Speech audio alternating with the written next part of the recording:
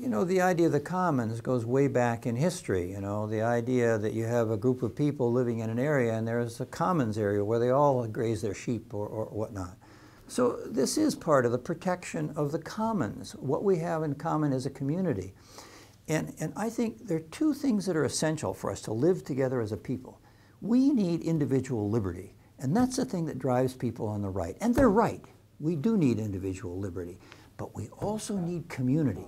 Because without community, individual rights mean nothing. Now, therefore, we need a conversation on these issues that goes past anything that the current political parties are giving us. And we have to define what the limits of those commons are and what the limits of individual breachment of those commons are not to be tolerated.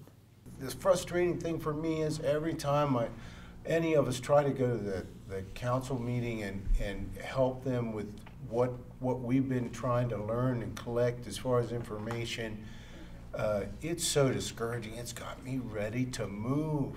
I became involved with the anti-fracking movement when I found out about a radioactive waste site that was going to be built a mile from our village.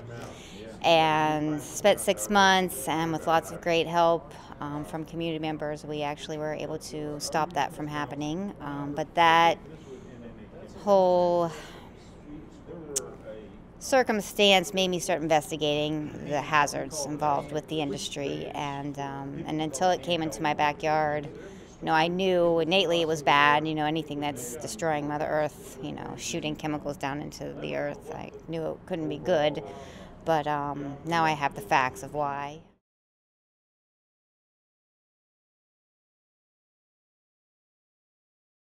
It's going to be built up, you know, high above the reservoir. The likelihood for spills to happen are really great.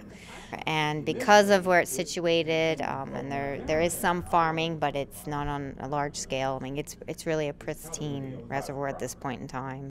My husband and I became involved with CBAR because we found out from an industry representative the day we moved into our log home that they wanted to put a well within 300 feet of my front door and handed me a map showing where it would be and could we please sell a half an acre to them. One of the things that our group has done, the Bill of Rights Committee has done, it put on a symposium not only about water protection and therefore against fracking really, it also put on a symposium about renewable energy. At the same time, we're cutting back on fossil fuels. We need to be building up our capacities in renewable energies. Some would argue that we might want to cut back a little bit on our consumption as well as a way to address this problem. I know that the photovoltaics are really producing a lot of power year-round. I'm surprised at how much they produce.